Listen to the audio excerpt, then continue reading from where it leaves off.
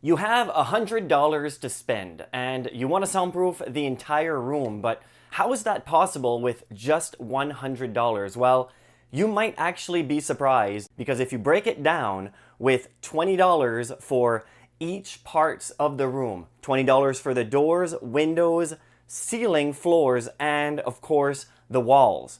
If you break it down like that, you might be onto something. And that's what I'm going to do in this video with some actual sound tests. I believe about 4 different sound tests to show how you can actually soundproof, let's say, a door for just $20. It's quite simple and quite easy, and everything here is DIY. And what's great is all of these things are perfect for renters because they don't require permanent alterations. Also, I'll have links in the description below of everything I talk about in this video, and I also have a membership that you can join if you want a lot more information on your specific soundproofing project to save you money, because just one mistake can cost you a lot of money, so think about it. Let's take your first $20, let's put it right into the doors. We'll be soundproofing this door, and I went to the hardware store trying to find items that I can use below $20 that actually reduces the noise. What we'll do, we'll prove it with a decibel meter to find out if our little $20 purchases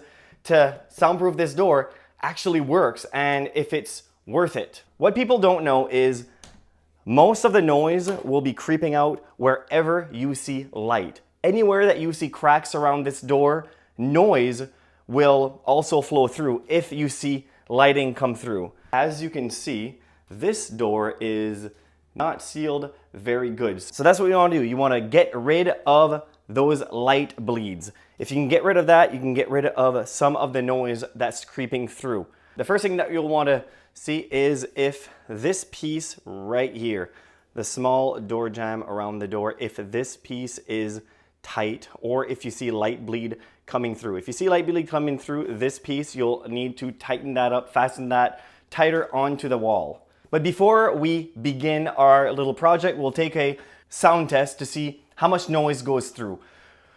All right, let's put some royalty-free music so I don't get copyright claimed.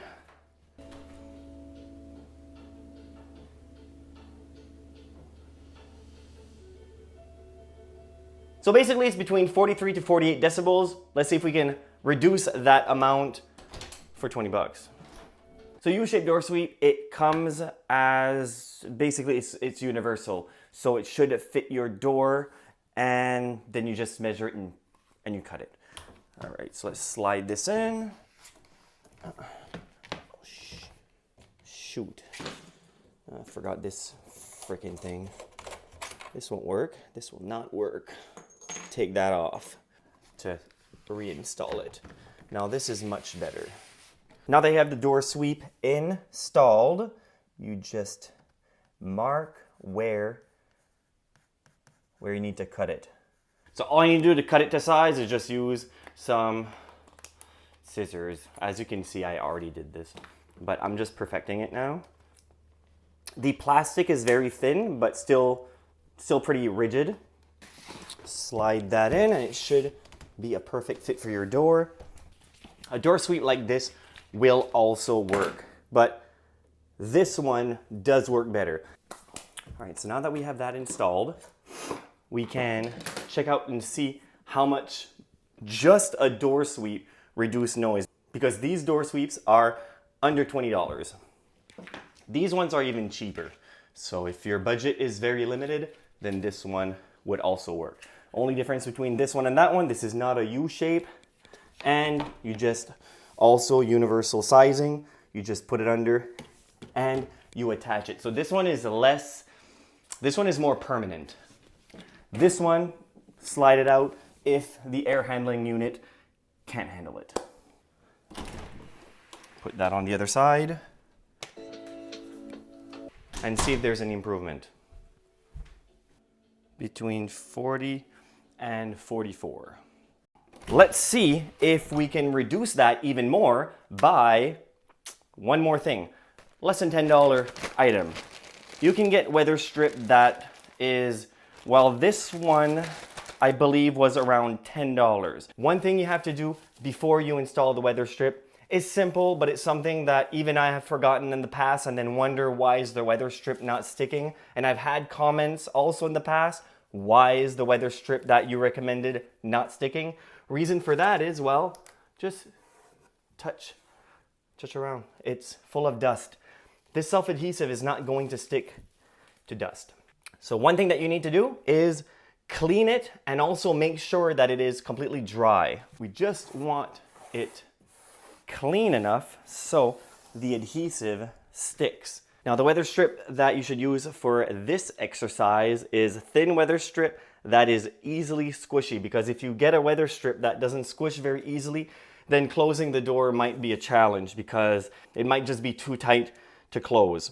Another thing is that you don't want it too wide. Now this width is perfect. You just roll it down, get it all the way down to the floor, and then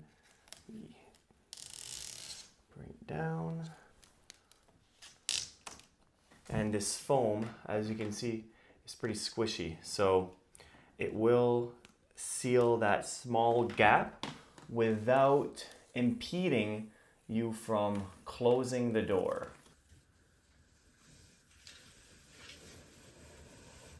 For $20, if we can get rid of a few decibels. Now, they say that if you reduce the noise by just 3 decibels, you're essentially reducing the amount of energy of the noise in half. So that's quite significant, because a lot of the times you might think just 1 or 2 decibels, it doesn't really make a difference. Where the biggest difference is noticeable is when you reduce the amount of decibels by 10. If you can reduce the amount of decibels by 10, it's the equivalent of reducing the amount of noise that your ears can hear by half.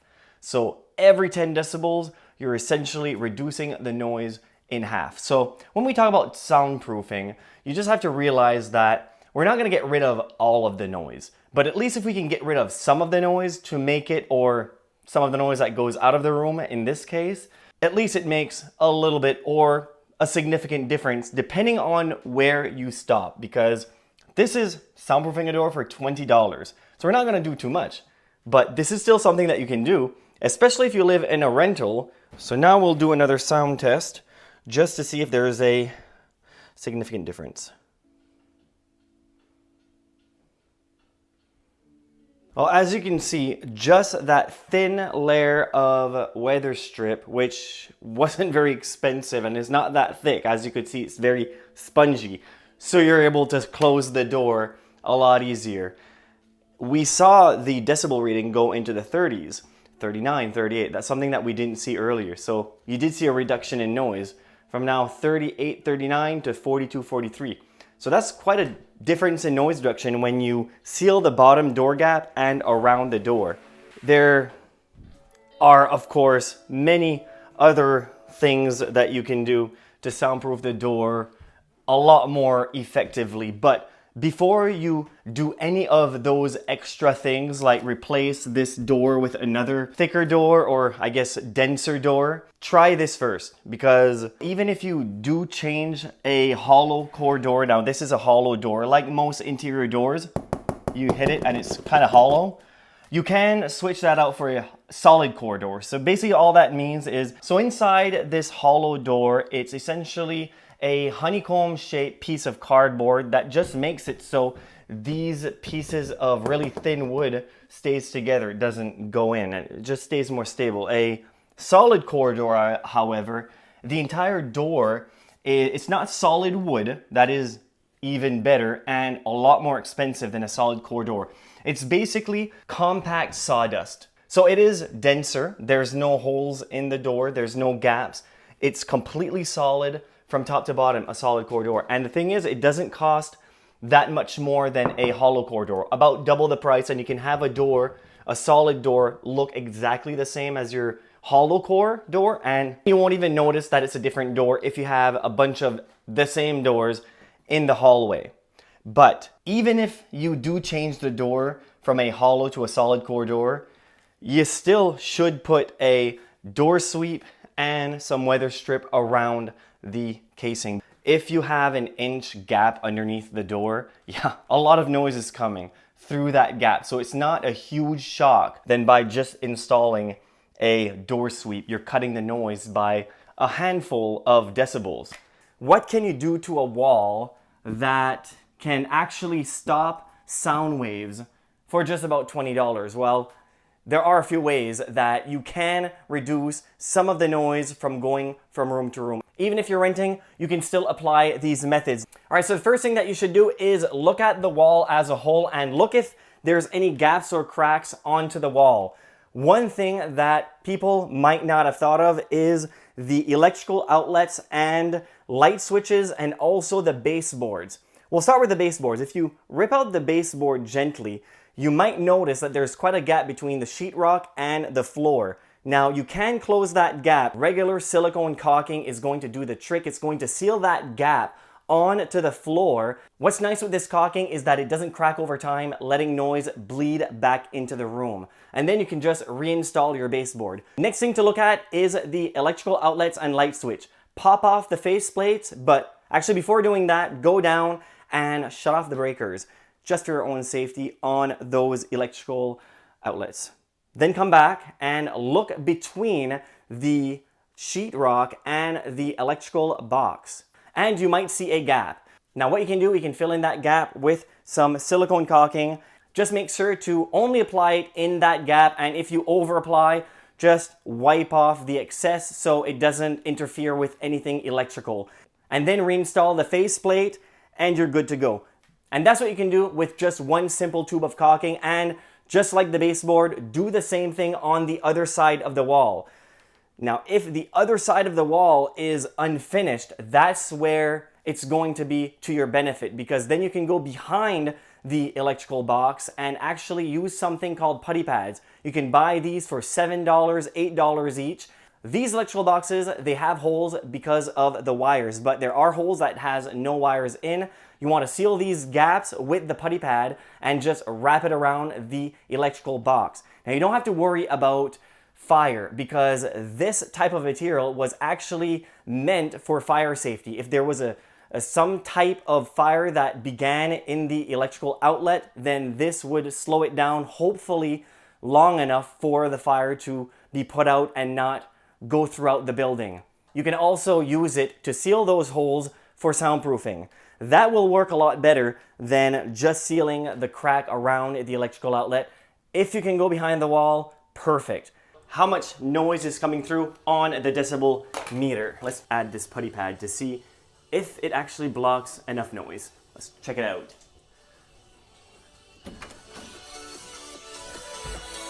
All right, let's turn that off. I'll try to squeeze in so you can see me putting the putty pad on. So what this will do, you can just wrap it around and put it on and then cut it, and then at least you'll have another one to use for another electrical outlet. Now look at that. Let's see if that blocks some noise. Now this drywall is only 1/2 inch drywall. If you were going to soundproof the wall, I would recommend putting a 5/8 inch drywall, a little bit thicker, and it's not that much more expensive. So I suspect that it will make a difference of 1.5 decibels. Let's see if I'm right.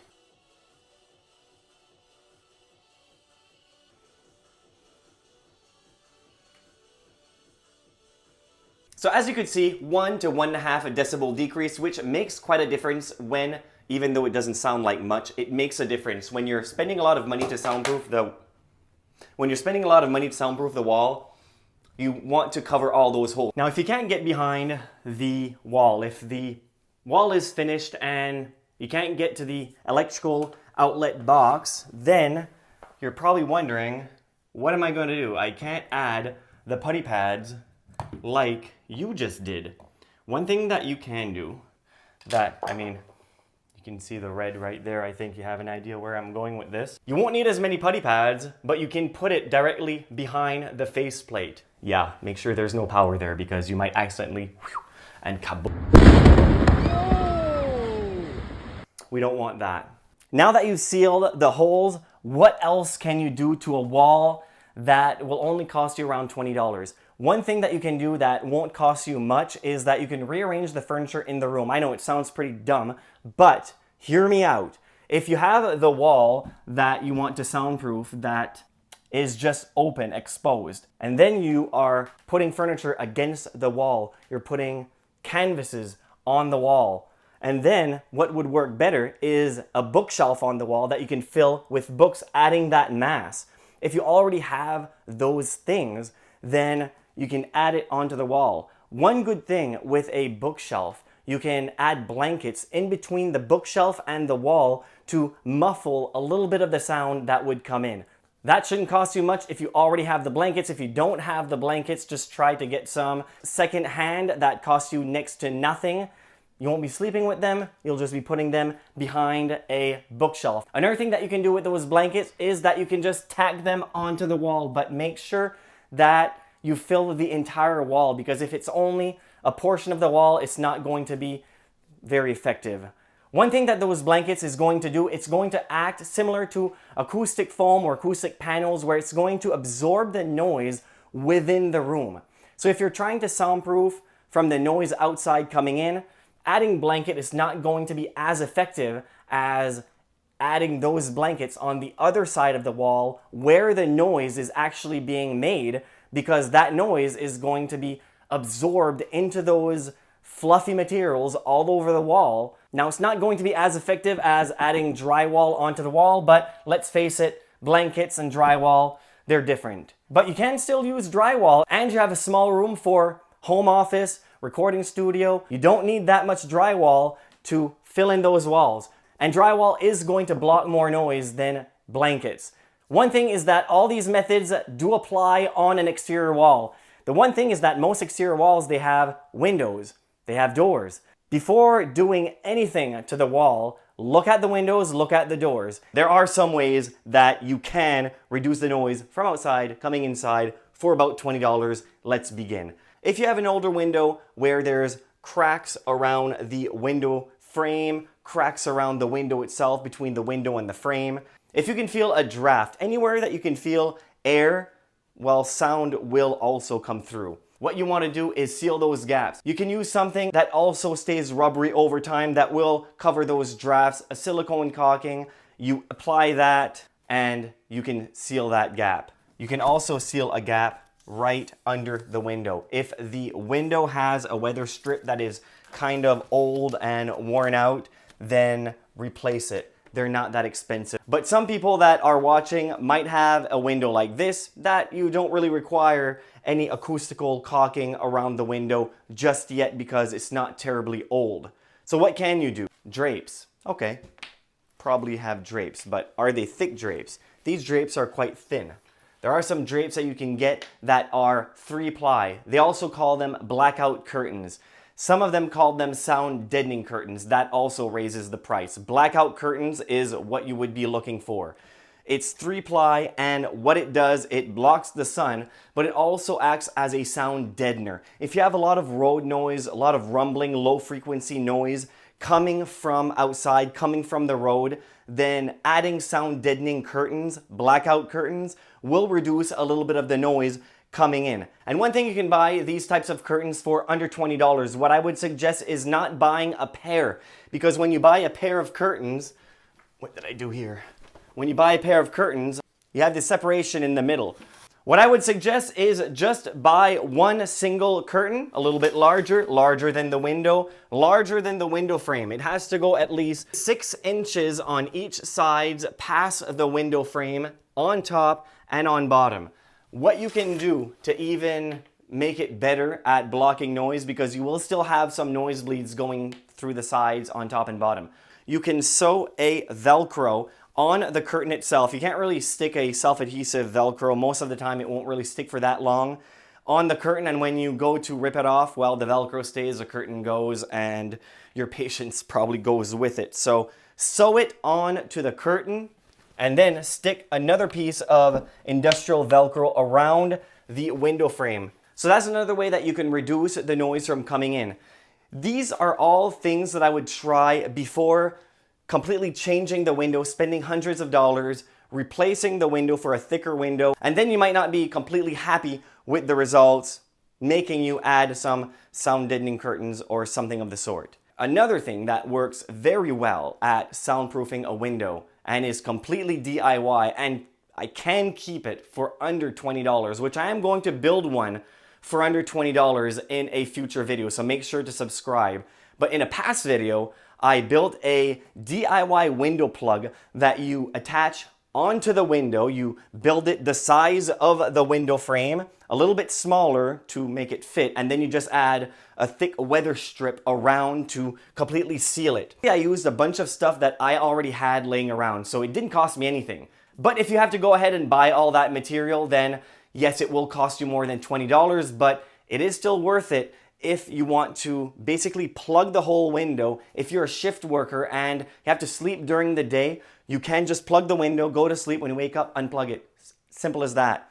Now, the way that I would do it under $20 is, instead of adding insulation on the inside, you'd still need drywall. So one sheet of drywall is all that you need, 5/8 of an inch drywall, and then your wood frame. What you want to put inside is old pairs of the ugliest jeans that you can find, either in your dresser, which would be free, or at a thrift store. Just go buy the jeans that they can't sell. You stuff them inside that window plug.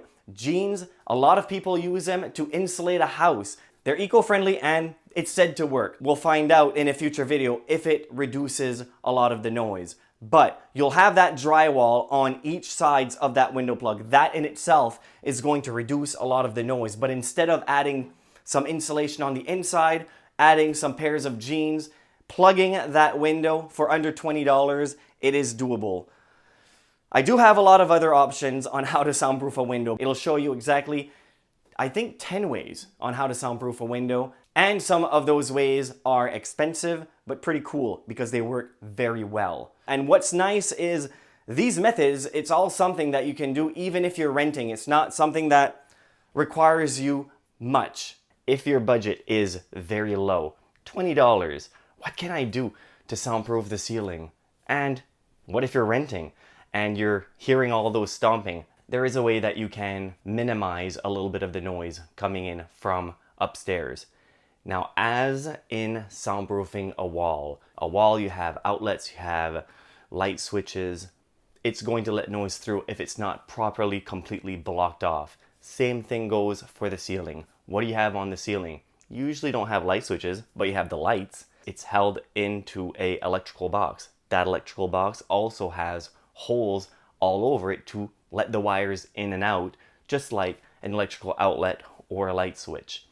If you have a drop ceiling, this will be much easier. There's two ways of doing it. There's a way to do it with a drop ceiling, where you can just take the towel off, work from behind. There's also another way that you can do it if, like me, you have a finished ceiling in the basement. If you have a finished ceiling, there's still something that you can do. But first, turn off the breaker for the lights that you'll be working on for your own safety, and then come back down and remove the light fixture. So first things first, when you have your light fixture removed, see what you have. Is the gap between the sheetrock and the electrical box. So what you'd want to do is add the acoustical caulking around where the drywall meets the electrical box. This one seems that we can easily do it. Now, the reason why you'd want to add acoustical caulking here instead of regular caulking, as I said, it stays rubbery over time. All of those footsteps, all that vibration, that will make regular caulking just crack. And also, what makes things worse for letting noise transfer so easily from upstairs to downstairs is that there's usually no insulation between levels in a home.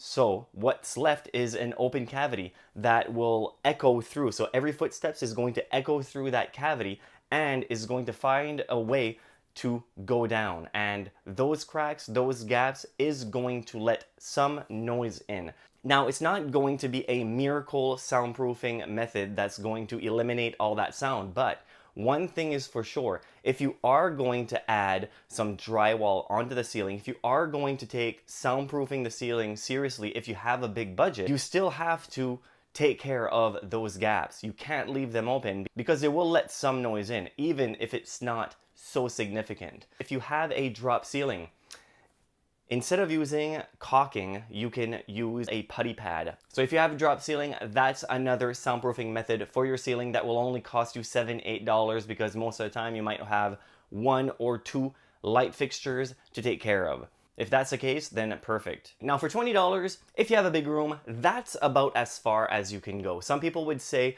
add blankets to the ceiling. That's not really going to work that well because typically if you're soundproofing a ceiling, you're soundproofing due to footstep noise.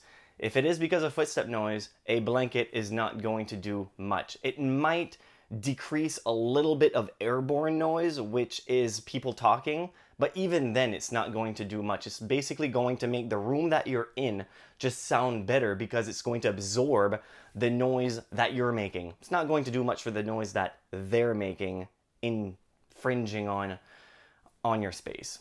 Adding sheetrock can be under $20. Yeah, one sheet is typically under $20. But if you're wanting to soundproof a ceiling of, let's say, a small room like a walk-in closet, because let's face it, a lot of people uses a walk-in closet not to store clothes, but as a small recording booth.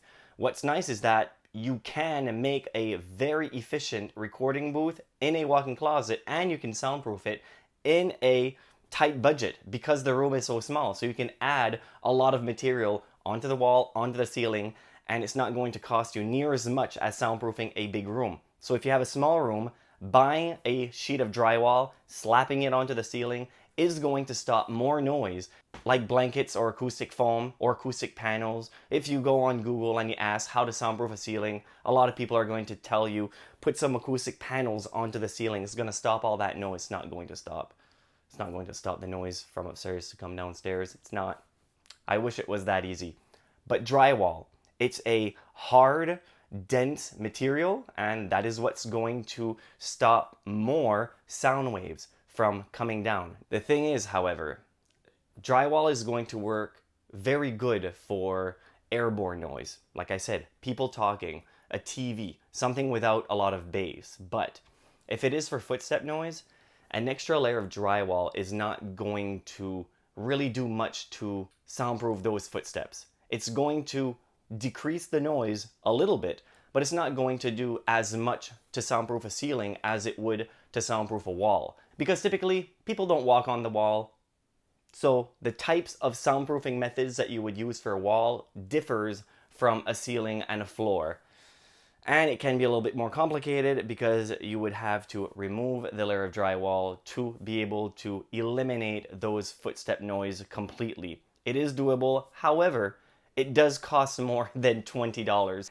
This time was going to be how to soundproof a floor for $20, but the reality is there's not much that you can do to a floor for $20 that would actually have a noticeable difference. So bump it up to $50. $50, you have the opportunity to buy some materials that you can reduce a little bit of the noise from upstairs transferring downstairs. The thing is, however, when you're soundproofing a floor that you don't really have access to the lower level or the lower level's ceiling is completely finished, then it's a little bit more difficult to get rid of that structural sound. A lot of the time people want to soundproof their floor because of footstep noise. If they're walking around, they have a lot of footstep noise, stomping, and the people downstairs can hear it. That's what most of the time you want to get rid of. However, it is a lot more difficult to get rid of those vibrational noise with a small budget, because what you need to do is you need to literally separate the floor and the ceiling from each other. So when every stomp goes onto the floor, the vibration goes down and is stopped by a resilient channel. And those are the things that would get rid of those footstep noise for good, would completely get rid of them, or most of it. But we can still minimize some footstep noise, change the tone. So for a budget of $50, what can you do if you can't really get rid of those footstep noise? Well, you can't get rid of them, but you can minimize a little bit of the impact of that noise. Because everything is finished and you have a lower budget and you want to soundproof the floor, one thing that you can do is add some sound deadening material onto the floor. If you already have carpet in the room, then that's good because it helps absorb some of that structural noise caused by the footsteps. But if you don't have carpet in the room or you have an area rug, you can still add something under that area rug or lift the carpet altogether and add something underneath, like some mass-loaded vinyl in small amounts, because these types of material are expensive. But if you just have a big area rug or a runner in a hallway, because a lot of the foot traffic is in hallways. If you already have a runner in the hallway, great. Then buy a small roll of mass-loaded vinyl.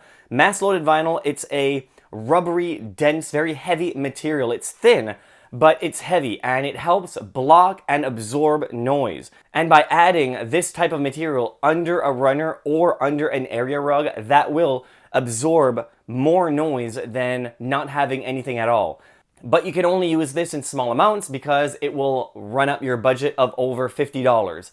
That is basically what you can do for a small budget. I had a lot of people asking me, sending me emails, what can I do to the floor because I can't access the unit below, and they're pissed off that we make a lot of footstep noise. So what can we do to stop or to at least mitigate that footstep noise for $20? Well, not much, but at least for $50, you can buy some specialized material. If your budget is more than $50, let's hope, then you can go and you can buy a bigger roll of mass-loaded vinyl. You can add it underneath your carpet if you have carpet, and then reattach your carpet onto the floor, and that will make a noticeable difference on not only the footstep noise, but also the airborne noise, people talking, your TV. If that's what's also bothering the people below, that's what you want to soundproof, then something like mass-loaded vinyl, that barrier will help lessen a little bit of those sound waves caused by airborne noise. So there you have it. Were you able to soundproof your room for $100? If so, or if not, let me know in the comment section below. We'd all love to hear your stories, and maybe the comment will be good enough to, or question to be on the next video. So let me know. Also, if you want to take your soundproofing project a lot further and you have a little bit more to spend on your budget to soundproof a wall, video right here will help you out on that project. Thank you very much for watching. Until next time, assuming you subscribed.